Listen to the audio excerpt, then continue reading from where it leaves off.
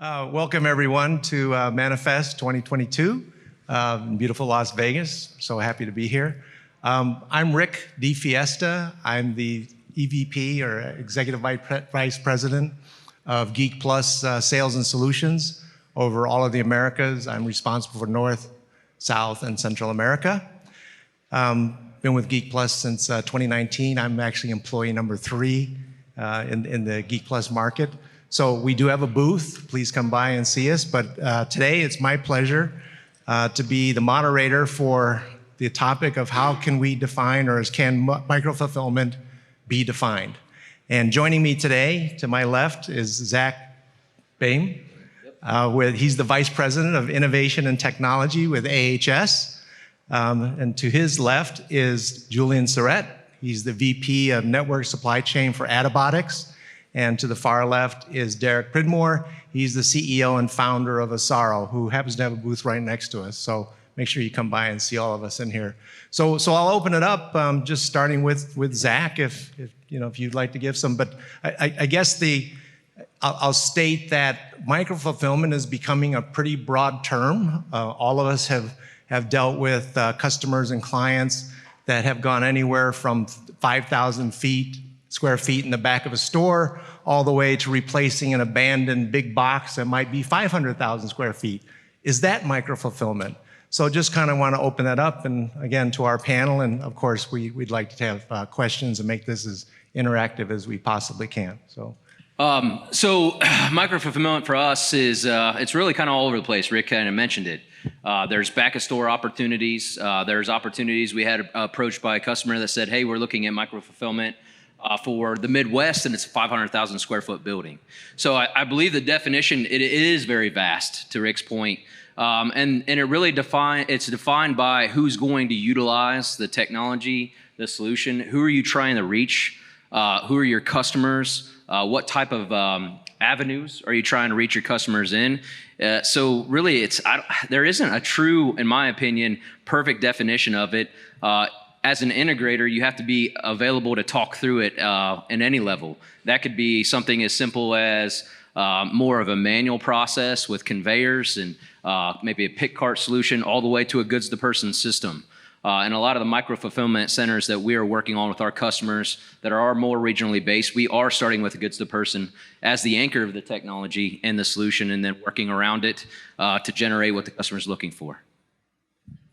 Yeah, good morning. Just as an introduction, I would mention that people know Adibotics for our robotics technology, but we are such believers in macro-fulfillment that we are opening our own macro-fulfillment centers. So because we have these advantages when it comes to density and preparing orders very quickly, we decided to open our own macro-fulfillment centers. So I think when it comes to defining what it is, there is a tension that needs to be managed, and it probably depends on industries, as Zach was mentioning. A tension between, okay, what is the smallest profitable operation that I can design for my industry with my unit economics? And very often this comes down to actually last mile transportation. That's what density can I achieve with the smallest possible operation to be close to my customers, and at the same time deliver the right value proposition. So it's about profitability and service. So I think there's a high dependency on each industry. Unit economics vary a lot.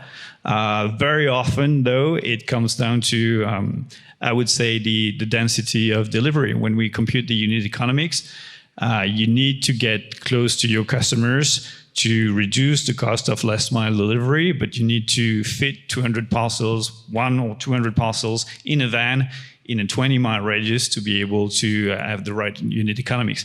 And I think what the definition comes down to that, like what is the service level expectation, and it's going down to even same day now, or 1 hour or 15 minutes, and at the same time be profitable and have the right level of unit economics. So that's our perspective, and that's how we design our micro-fulfillment sensors. I had a quick question for you. When are you guys going to open your? So it's planned for this year. We're starting with one in the Seattle area, and we're expanding by the end of this year. Yeah. That's cool.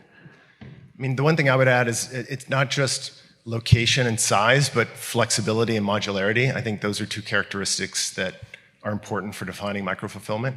I think we see customers who are willing to pay up for the ability to transport a system from one fulfillment center to another fulfillment center, or to scale it up as demand increases. So I think flexibility and modularity are two really important characteristics of micro-fulfillment.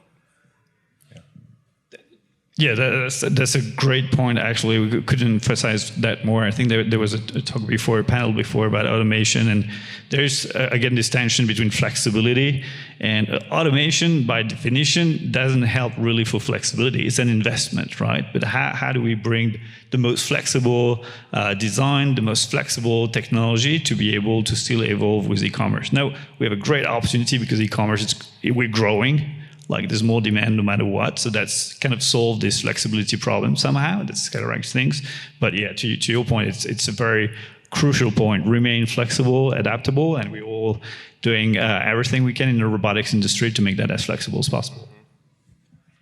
So one of the challenges that at least that we're seeing in micro-fulfillment is, again, many times we're being asked to go into an existing space, it's an existing operation, and we're also, the client or customer is looking to at least replicate the amount of storage capacity they have and or increase the storage capacity. But one of the biggest challenges I think in most of our solutions is the fact that you now have to add a workstation, whereas before the workstation was the same space as they were picking and putting to, right? So I guess, all of us do have that requirement. How do you manage that challenge? No, it's a really good question. The challenge is really you have to start with the space, right? And then also if you are trying to help a customer, whether it's an existing facility or a new facility, what is really their pain that they have in their current processes? So if you could tie that storage to the number of locations or to the number of stations, or try to generate that in close proximity to each other, the better off you're going to be, because some facilities you don't have a ton of square footage that you're working through. So it really just depends upon what are the guidelines in which the customer is giving you, what are their pains that they're trying to solve, and then how do you solve those with hopefully technology like goods-to-person systems. Yeah, well, when it comes to location, the facility, the size of the facility that we're considering, I think there's I think it goes back a lot to the density problem. Like we're constrained. We know that above 50,000 square feet, actually everybody talks about shortages in terms of size of warehouses and availability of warehouses. But the truth is that below 20,000 square feet, 10,000 square feet, there's quite some space available. So that's really constraining this micro fulfillment operations. If we want to be opportunistic and pick the best locations, we need to choose these facilities. And where it becomes a density problem is that still people expect a lot of SKUs, a lot of different items, a lot of, like, we still expect diversity. We want same day, we want diversity, we want everything, whether it's sustainable or not. And the challenge becomes not only to, I would say, find a location, but how can I put as many SKUs as possible to fulfill these orders and avoid the split shipment problem, right? The SKU, everybody talks about, automation and density, etc. But the way we like to frame it is that density is important, not because necessarily the cost of space and everything, but because you want to have as many SKUs as possible close to the customers. And this process of selecting what SKU, what inventory, how do I locate my inventory at the micro level is super hard. That's really a hard problem for all the retailers that they've been facing for ages. So now if we have the possibility to have a higher density facility, we really simplify these things. Before the high density technologies were existing, the problem was to probably select, I would say, about 10% of all the SKUs that I had in my store and try to put them as close as possible to the customer. This is a huge problem. If you do that, you're going to have split shipment and everything. If you enable retailers, e-commerce brands to not only locate 10%, but 30, 50, 70% of their SKUs, and that's possible with high density storage, you're really simplifying the problem and just making micro-fulfillment possible. It's as simple as that. So that's the relation that we see with when it comes to facility sizing and dimensioning. The one thing I would note that I think of as I hear this is there's no one answer. I mean, there's serious trade-offs. You know, it's like if, for instance, if you take the modular rack storage systems like out-of-box builds versus an AMR, you get a trade-off in density. You definitely get more density with an out-of-box system. You simply can go vertical. But that comes at a cost potentially in modularity, at least in the short term. If you want to reroute AMRs to take a different path to open up a new picking station, for instance, that's relatively easy, but it comes at a trade-off of density. So there's not going to be a one-size-fits-all solution for any retailer. In fact, even within a retailer, just based on on what Julian just said, the kind of constant optimization you need to do to make sure you have the right set of SKUs at any particular location to try to avoid split orders, for instance, or just to keep up with what the fast movers are, is going to require constant optimization. And I think the reality is no one's actually doing that right now. We're moving toward that. And we're trying to get there, but it requires a bit of a leap of faith for customers, a bit more time to get the technologies out there and working together. But it's certainly possible, and we're moving toward a point. And again, I think it'll be like a primary characteristic of micro fulfillment that you'll have this kind of inherent modularity and flexibility and just adaptability, so that you'll be able to manage these trade-offs. Whether it's rolling into peak season or just kind of seasonal SKU shift.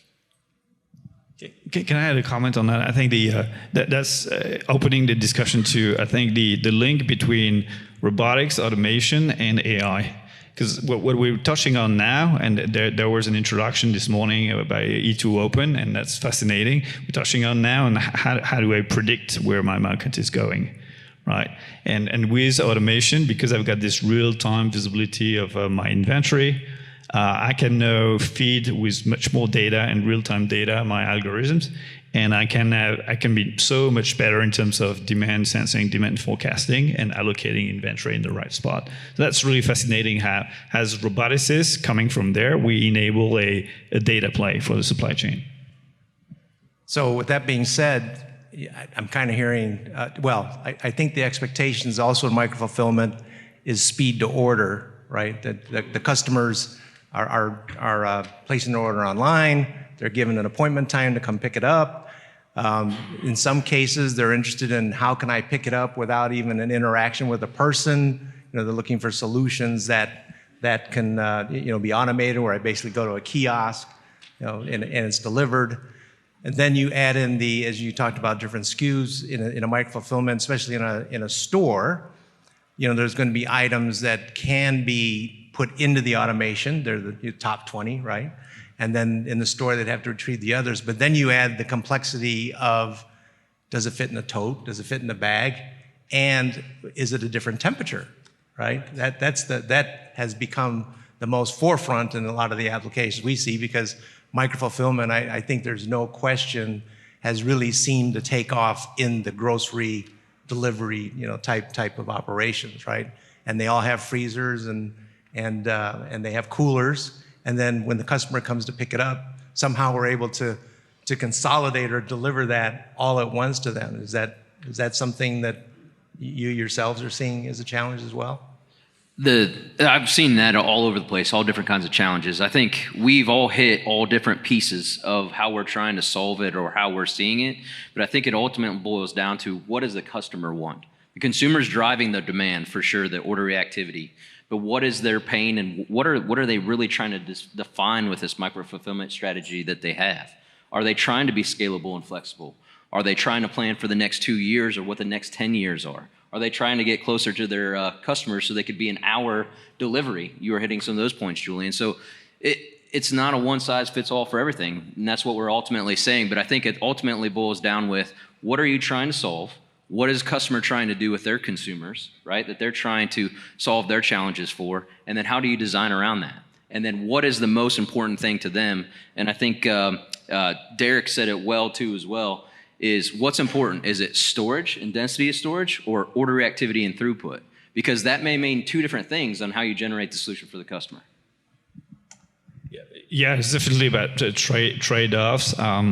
So I guess the situation of a hybrid type of SKUs and SKUs that don't fit in automation, we're going to face that like all the time. And at the macro level, you can't really.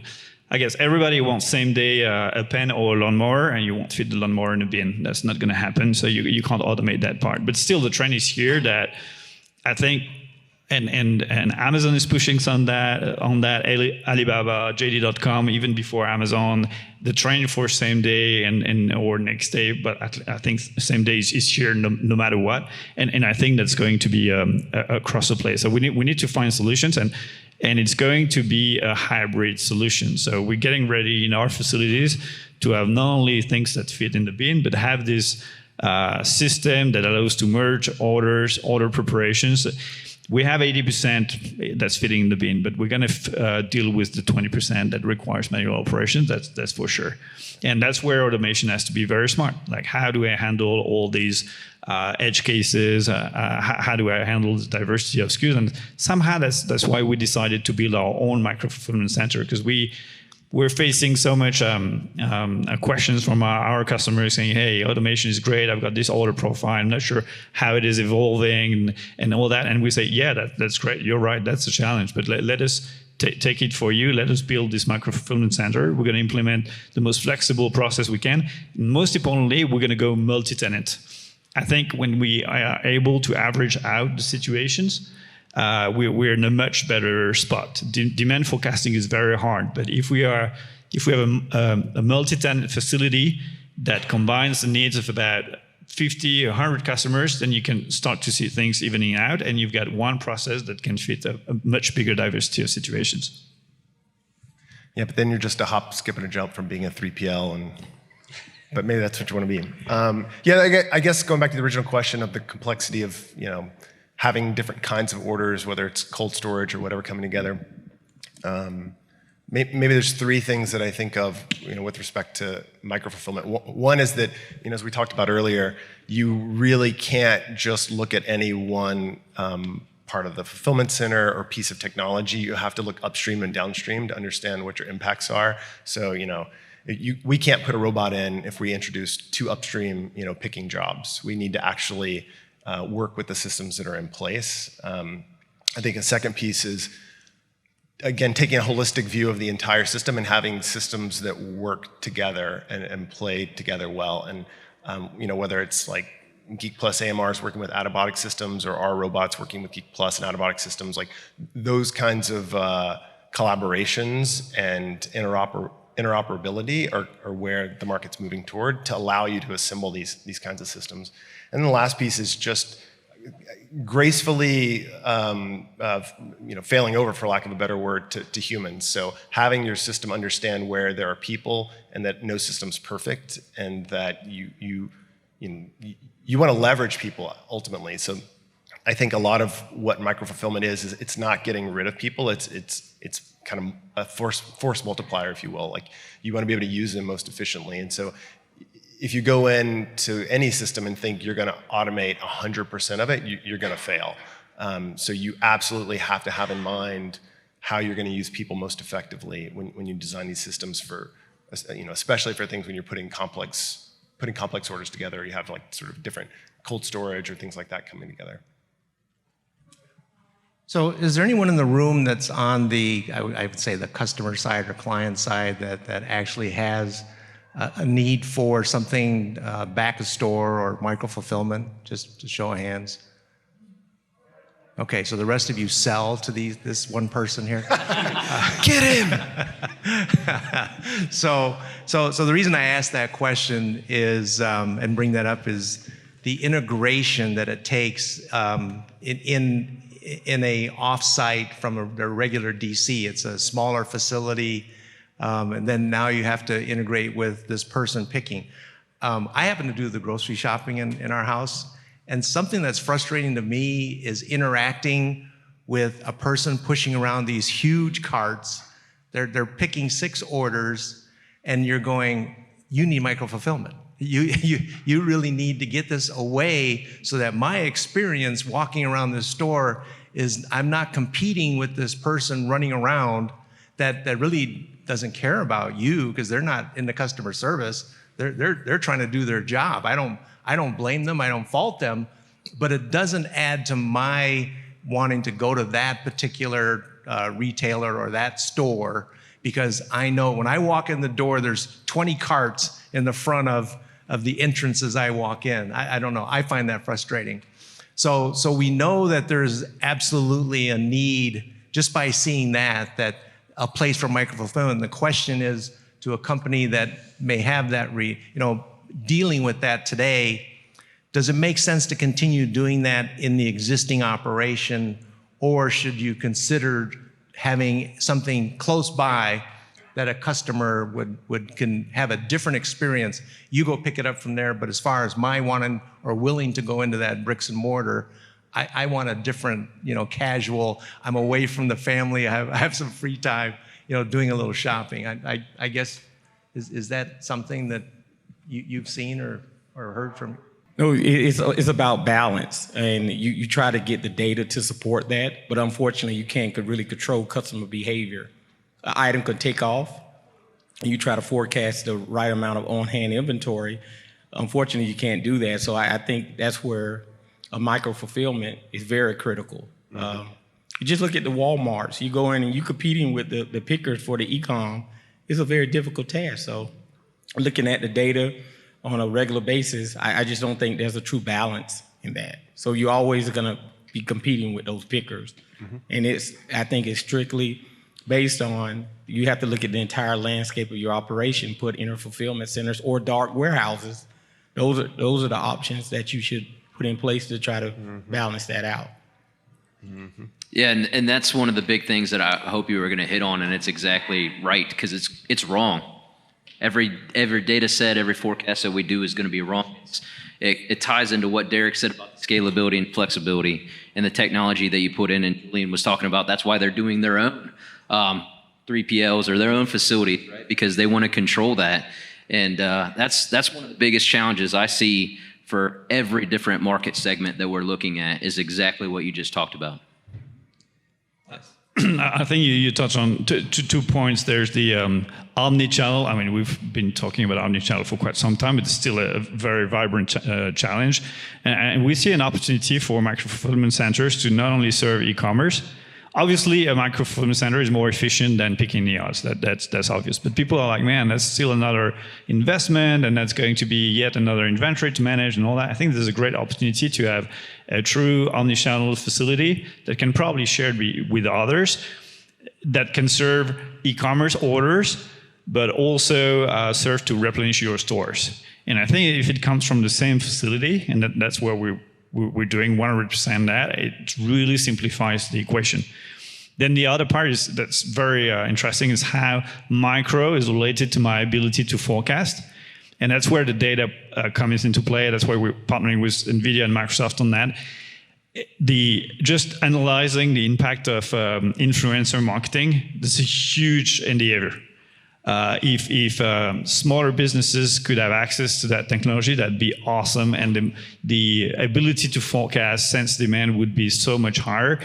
And that's why we're driving this initiative. It's not only on the robotics front. We're coming from there, but we're really leveraging that to capture more data and enable the demand forecasting that is related to all sorts of parameters like influencer marketing, et cetera, at the micro level. It's really changing. If we talk about changes in the industry, even large groups now are saying, I'm going to base all my marketing on influencer marketing. It's going to be local. I don't care about that other market. I'm specifically targeting this city. And that's a major change. Small brands used to do that. No, even the enterprise market is going there. I feel like this link between marketing and logistics, the macro levels of marketing or moving goods are coming together, and that's fascinating.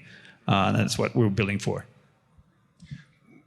I totally agree. The only other thing I'd add to your original question about how there's kind of a conflict between these different channels and as you see these new technologies get rolled out and the market evolves is that it seems like there's actually opening in the market, and it's interesting that Adibotics is kind of stepping into it to lead customers toward rolling out these micro-fulfillment centers in a new style. I guess what I see a lot of is customers who are either too scared or too busy to take the plunge. So their hair's on fire during busy season, and they're not going to spin up an entirely new fulfillment center.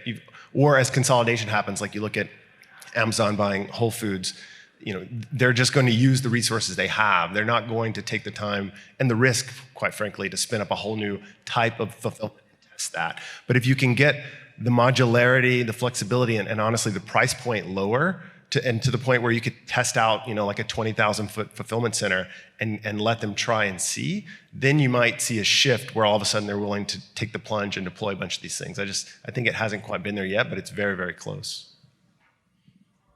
Okay. Well, we're coming up to the end of our session here. Thank you so much for contributing your thoughts. We appreciate that. And again, thank you for everyone on the panel here.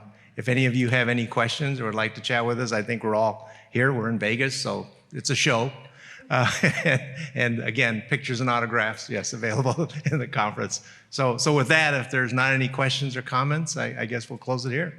Thank you very much. I guess, Rick, if you allow me, I think there's one point that's very important as well, is how microfilament can improve the situation in terms of carbon footprint. And that's something that we should all be considering now. I mean, it's a huge challenge that we have ahead of us. So how does that enable a reduction in the cardboard we're using and the transportation, not only cost is a given, but also the reduction of carbon footprint. I think there's a huge correlation between the two. And if we can drive that as well with microfilament, I think that's a very important facet of this initiative. Okay. Well, again, thank you all for attending and listening and allowing us to present. Hope to see you out there. Thank you. Thank you. Thank you.